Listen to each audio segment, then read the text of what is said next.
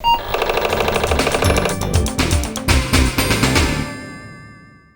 Aaron, welcome to Vintage Geek, on a very special episode as we're joined by two very special guests today. I'm Ken Waters. I am involved in the Coco Nation podcast, and I also have my own retro channel of Canadian retro things. And I'm Mel Curtis Boyle, the designer of the OS9 sequel operating system Nitrous 9 for the Coco 3. And I'm also the news anchor for the Coco Nation podcast as well, and one of the founders of that as well. Well, we're certainly glad to have you here in the Vintage Geek Museum. So what brings you to this part of the country? Because I know that you've traveled a long distance. Yeah, well, I mean, we started off, we were going to Coco Fest in Chicago, which just happened this past weekend. And of course, I've been watching some of your stuff. Anytime you brought up the Coco, we've actually brought it up in our news segment. And we found out that you were actually creating an actual museum for the public to come here. So we decided to come down and arrange with you to come see it a little bit before it's open to the general public so we can help promote it. Or we just got lost. It could be that too. That also makes sense, for sure. What are your thoughts so far? I'm thinking this looks great. I mean, I would love to be able to do something like this myself. The collection of computers here are great, and as you were saying, you have a lot more than what is on display here. It just looks like a lot of fun to be able to come here and hopefully be playing all of these machines, and some that I've never seen before. I like the fact you've got a lot of historical things here, like we were showing the one with the record player built in it from the 60s or early 70s type of which I've never even heard of before, so that was amazing. I like the fact you have it organized into different groups. I like the fact you have the bookshelf with both software and some of the old magazines and manuals. It's great, it's well organized. You're covering game consoles, you're covering home computers, you're covering some of the old stuff from the 60s and 70s and the history of the computer revolution itself, so it's great. That's actually kind of a nice segue, because I wanted to ask you both, what was your first computer experience in your life? Well, for me, my mother was a teacher at a federally funded school, so they had Apple II computers, and she was allowed to bring them home on the weekend, and this is when I was maybe 6 or 7 years old. So I started banging away on the keyboard there, and my parents saw how much I loved the computers, and they knew that I loved hanging around at Radio Shack, so they got me a color computer too. So you have a very similar story to mine. My mother was also a teacher, and we had the Apple II in the classroom. I don't think they let us bring it home though. They didn't trust us to that level. Maybe my mom wasn't supposed to do it. It's possible. Sorry, Mom. So if anybody is, well, she's retired, so who cares? Similar situation though, you know, we couldn't have afforded an Apple II at the time. The Coco was a great option. We had a Radio Shack in our town. What was the first thing you did with it? Do you remember? Oh, I fired up a game. I got a couple of games with it. So my first games that I got with it were Stellar Lifeline, Pyramid 2000 on tape, and also on tape Klendathu.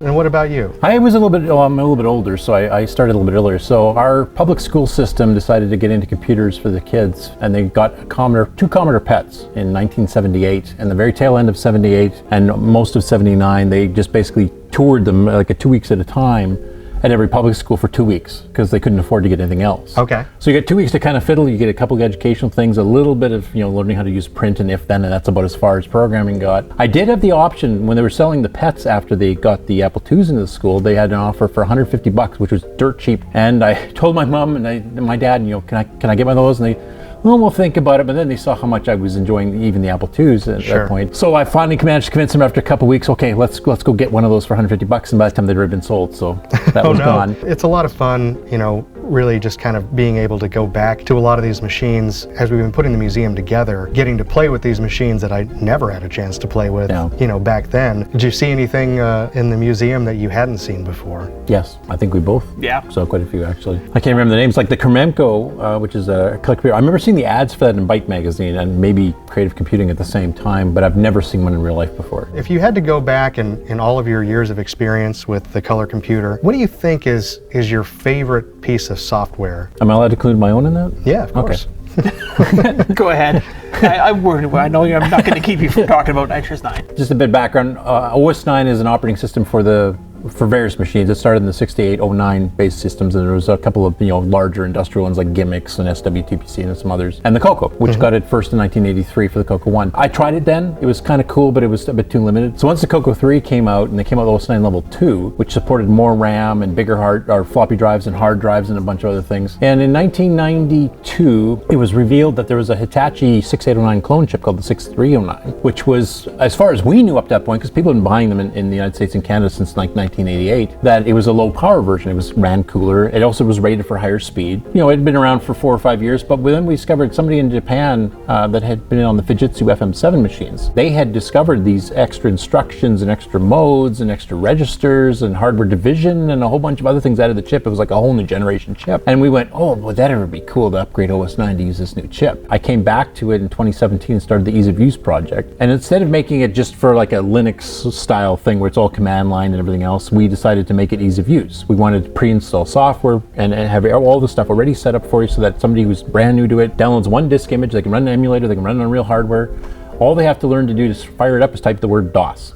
Okay. And now you're in, and you've got a GUI if you want it. You can skip it if you don't, type thing. And that project's been going since 2017. It's still going today. That sounds so that's excellent. my favorite because it's mine. I'm a lot more game oriented than Curtis. I'm not much into the productivity software, so definitely for actual Coco release games in my childhood, and still one of my favorite games is definitely Dungeons of Daggerth. So it is both an adventure game. You're basically going through a tunnel, and it's all wireframe graphics. It's got great 3D sound and 3D visuals, so things that are in the distance are very kind of pixelated, and then they get clearer as they come towards you. Okay. And you can hear different sounds of things that are around you. It's great to just turn the lights off, fire it up really loud, and just play it, because it's one of those games you can really lose yourself in. There's also a typing tutor because you have to type all your commands in. Okay. If you're holding your sword in your left hand, it's attack left, but you can do like AL as shortcuts. So it's typing, memorization, and gameplay. Yeah, so there's a ton of commands that you have to remember, and you have to type them all in. So that's how I sold it to my parents. Sneakiest typing tutor of all It's a time. typing tutor, Mom. I'm going to learn how to type. My first game for the color computer that I ever played was Downland. It was the cartridge that came with it. I think we got some kind of a deal Bundle at deal. Radio Shack or something. But I remember that well because my mother and I actually both played that game, and it seemed like it was very challenging at the time. I still is. haven't picked it up. Bit of a pixel perfect jumper. I'm surprised you got your mom to play it though. The only game I ever got any of my parents interested in was Sands of Egypt because she liked adventure games. She liked reading. And this way it was kind of interactive reading. She thought, oh, that's kind of interesting, but arcade games she could care less. The color computer is a lot of fun. So we've got our classroom set up here in the museum. I was thinking that, if you guys were up for it, maybe we could, fire up one or two of our color computers, and maybe we could try out a couple of pieces of software while you're here. Sure. Absolutely. So up next on Vintage Geek, we're going to take a trip to the classroom and try a couple of color computer games with our special guests. One of the things we were talking about earlier is the add-on for the color computer series that Tandy did called the Electronic Book. I've never used this, and I don't think that you guys have either. None of us have. Nope. Our first game here is called the Number Factory, and basically it's a binder, it's a 3-ring binder, and it has a set of buttons on the back cover that when you have the different pages overlaid, you're basically pushing buttons on the page, so it was designed for younger learners and that sort of thing. Plugs right into the joystick port on the back of the color computer. We've got the Number Factory ready to go here. We're going to give this our first run through here and see how we do. I like to call it math is hard, so I think we hit go. That seems like a good first option. All right. Level 1. Nice. Okay. Simple for children to figure out. It's just us poor adults are having the problem. There you go. That was you. I didn't press Yeah. it. Are you going to make it harder for us? One of the key factors here is you have to have enough room for the book so that you can press all of the buttons. And I'm going to answer that with yes. Oh, yeah. We're learning, Into- folks. The animation's cute, but I'm not sure what we're supposed to be doing at this Yeah, I'm point. not sure either. Did we read this? No. If you remember retro computing in the old days, like when a lot of piracy was going on, none of us had manuals for anything. Right. This is actually harkening back to the old days. Nope, this looks different. Oh, okay, so we've got a grid here. But it gave us all the answers. Yeah, what are we supposed to be doing? Or maybe, are they all correct, I guess, is the first question. Yeah, they look correct. How about yes? Yay, we won! So far, this game is really easy. It gives you all the answers, you just have to tap a button. As soon as you can figure out what buttons to press. Now, as a kid, having to wait this long for the animations, would you have lost focus at some point here before? I don't know for sure, because thinking back now, certainly now it seems that way, but I don't know back then if it would have. Yeah, back then we actually had attention spans before Right. the smartphone era. Exactly. Yeah, I guess you're right, yeah. One of the problems here is it doesn't have anything for no. Are the answers always going to be right? Nope, that one's No. wrong. Oh, this is wrong. Okay, so now how do we fix this, though? Number? Oh, so you have to kiss so we have numbers to figure out until what you get number. the right one. So One more? Yep, that's Yeah, correct. that that's works. That is correct. Now let's purposely do one wrong just to see what happens. Oh, okay. Which means you can use my natural math ability, and it'll be wrong right at the start. So. I think 6 plus... that looks yes, good. That's that a looks yes. like 6 plus 3 is... Yes. Oh, so you can also switch between plus and minus. Ah, okay. It looks like it's telling us the correct answer now. Yes, it is. What are we supposed to do? Okay, then yes, I'm saying 6 plus 8. So it's just going to keep telling you the correct answer until you get it right. No, the answer 6 plus 8 does not equal 3. 6 minus 3 equals 3. I guess that's good though, right? For young kids, you know. And I remember back in the day they were trying to push positive reinforcement and not negative reinforcement. Yeah, so you're getting like music and not, animation when you get it corrected, and when you're wrong it just blinks and says no sound at all. It's so very positive. Yeah. I feel good about myself. I'm positively bad at math. I already knew that though. So I'm going to put in the right answer. Yes, I'm right.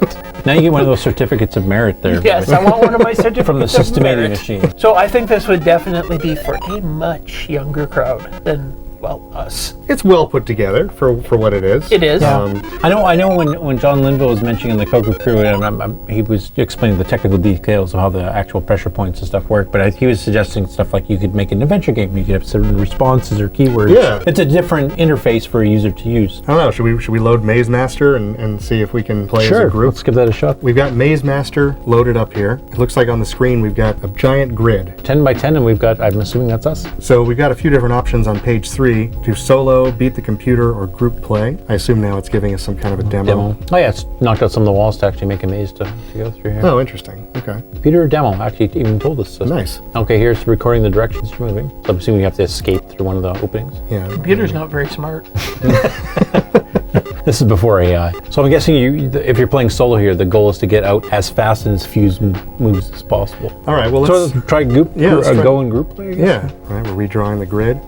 Oh, it's even got a maze this time. Page 9. Okay. I guess we just hit go on page 9 and then it's going to let us do stuff. I guess. Oh, Player 1, level 1. I think you just start going. Oh, okay. 1, 2, 3, and then 1, 2, 3, 4, 5. Oh, would you have to hit run? Here's our instruction manual. You won, Curtis. Nice work. Do it on a new maze. So I'm pretty sure we're right that I added in one extra down. Maybe you don't have to run out of the maze. Maybe you just got to get to the spot. Are you able to actually do a command and then run each time? Like, could you do... I never thought of that. We'll get you to try that, player 3. Oh, you tied the computer, so you did better than I did. Ken's killing it. Yeah!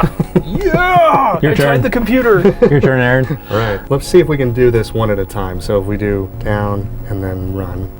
Okay, you can do it that way. If we get bonus points or something? Oh, interesting. So it redoes the whole process each time. So I guess the rest would be down, right, down, left, down.